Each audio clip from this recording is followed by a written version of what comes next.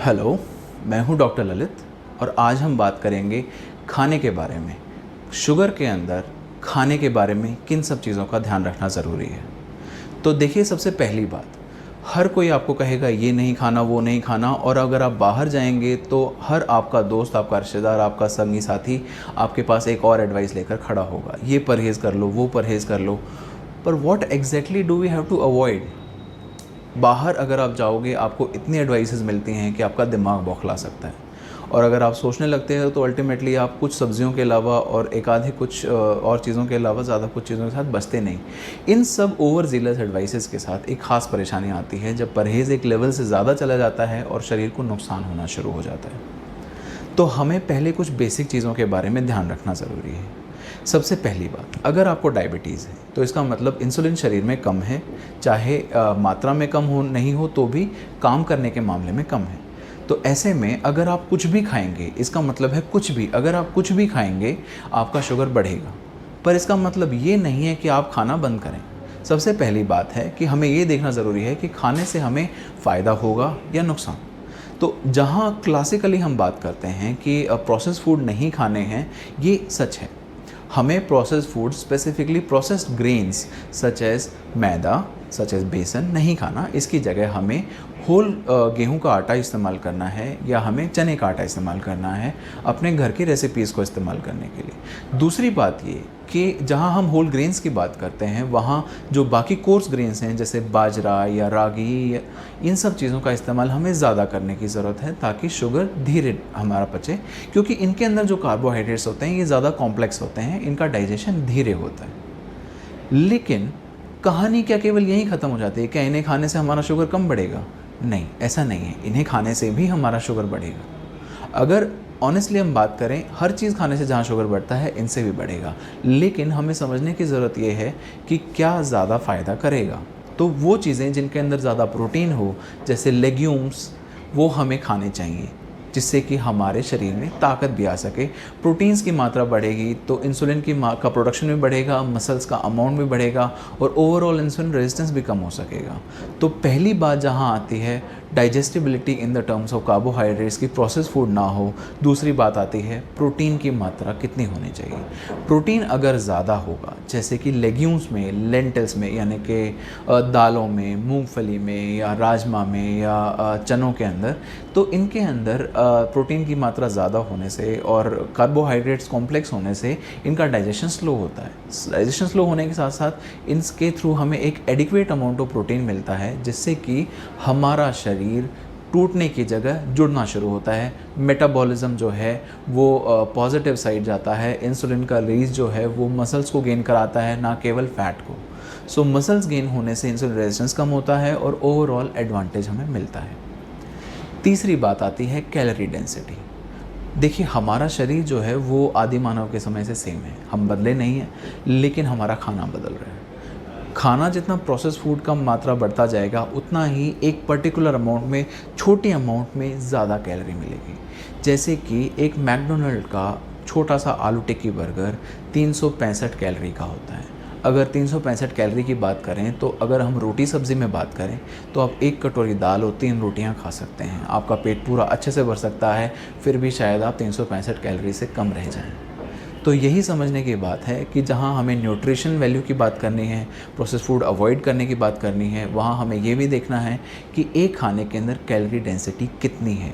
अगर एक बार मात्रा में ज़्यादा कैलोरी जा रही है और मात्रा छोटी है फूड की, तो हमारा शरीर ये नहीं जज करेगा कि यहाँ पर हमने पूरी कैलोरी खा ली हैं, because we do not count our food in terms of calories, we count it in terms of our satisfaction. माना कि हमें कहाँ शांति मिलती है खाने से, हम वहाँ रुकते हैं। तो एक आलू टिक्की बर्गर से किसी को शांति नहीं मिल सकती, चाहे कितनी भी कैलोरी मिले, कितना भी शुगर बढ़े। तो ऐसे खानों को अवॉइड करना है। इसकी जगह ऐसे खाने खाने हैं जो वॉल्यूम भी ऐड करें आपके खाने में, जैसे कि दाल, जैसे रोटी, जैसे सलाद, जैसे फल। इन सब चीज़ों से क्या होगा कि एक बार में बहुत सारी कैलोरी नहीं आएगी, शुगर एकदम से बहुत ज़्यादा शूट नहीं करेगा। और तीसरी बात, न्यूट्रिशनल वैल्यू के लिए एसेंशियल प्रोटीन्स, माइक्रो न्यूट्रिएंट्स और एसेंशियल फैट्स, ये तीनों चीज़ बढ़ पाएंगे। इन सब चीज़ों को एक तरफ करके हम एक ज़रूरी कंसेप्ट को और हैंडल करते हैं, वो है फ़ैट इनटेक। फैट इनटेक एक डूबियस कंसेप्ट बन चुका है, हर किसी के पास एडवाइस है, पर कोई भी आपको सही एडवाइस दे रहा है ये जानता नहीं है। सच्चाई ये है कि फैट इनटेक के अंदर there is no one size fits all. There are some very healthy fats and there are some very unhealthy fats. A good way to put it out there is that fats derived from fishes and fats derived from seeds are good for you when they are consumed without denaturing them, without harming them by repeated heating. That's why अगर आप खाने में बात करें तिल या अलसी या बिनौले, इन सब से आने वाला तेल या सनफ्लावर ऑयल, अगर आप इसको बार बार गर्म ना करें और उसके बिना इसका इस्तेमाल करें तो आपको नुकसान नहीं, फ़ायदा होगा। वहीं इसकी जगह अगर हम ऐसे फैट्स की बात करें जो हमें कुछ एनिमल सोर्सेस से, सेलेक्ट एनिमल सोर्सेस से, जैसे कि चिकन, जैसे कि बीफ, जैसे कि मटन, इन सब चीज़ों से जो हमें फ़ैट मिलता है, they are harmful for you, they are dangerous for you. Specifically the most dangerous of all them is bacon. So try avoiding them because ये जो फ़ैट है, ये फ़ैट आपके अंदर इंसुलिन रेजिस्टेंस को बढ़ाता है, ये आपके वेट को बढ़ाता है और अल्टीमेटली धीरे धीरे करके आपका ब्लड शुगर कंट्रोल जो है उसको हिला के रख देता है। So when we are eating we need to understand कि केवल शॉर्ट टर्म नहीं, लॉन्ग टर्म में कितनी एडवांटेज होगी। इसी चक्कर में बहुत सारे लोग कहते हैं कि फ्रूट्स नहीं खाना, they taste sweet. But let me tell you, fruits जो होते हैं वो एक और तरह के कार्बोहाइड्रेट, जिसे फ्रक्टोज़ कहते हैं, फ्रक्टोज़ का हमारे शरीर में शुगर बढ़ाने से कोई रिलेशन नहीं होता। फ्रक्टोज़ की मात्रा की वजह से स्वीट होते हैं। तो फ्रक्टोज़ की मात्रा में से स्वीट होने की वजह से अगर हम कि मीठे फल को अवॉइड करने की कोशिश करेंगे तो हम उसके साथ साथ बहुत सारे ज़रूरी एंटीऑक्सीडेंट, बहुत सारे एसेंशियल मिनरल्स और फाइबर्स को भी अवॉइड कर रहे होंगे। सो अगर आप मेजर कर रहे हैं ये कि आप फ्रूट्स नहीं खाएंगे क्योंकि वो मीठा है, तो this will be overall harmful to you. So one thing that we need to understand is very simple rule, process food नहीं खाना, फाइबर्स के लिए सलाद और फल ज़्यादा खाने हैं, और तीसरे दालें और चने, राजमा वगैरह ज़्यादा खाना है।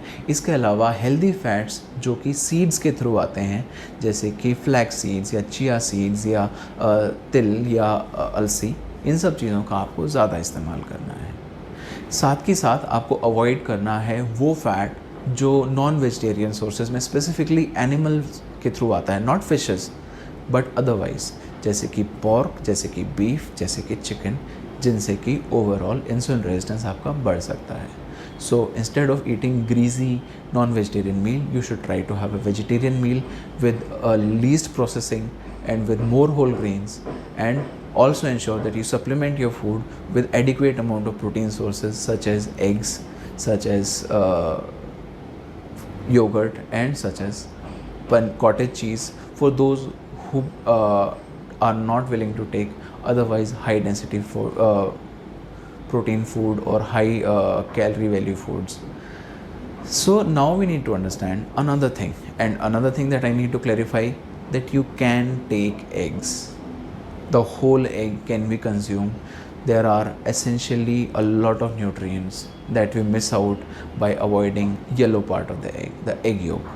So you can have the whole egg. There are plenty of phospholipids in it, the lecithin, the choline.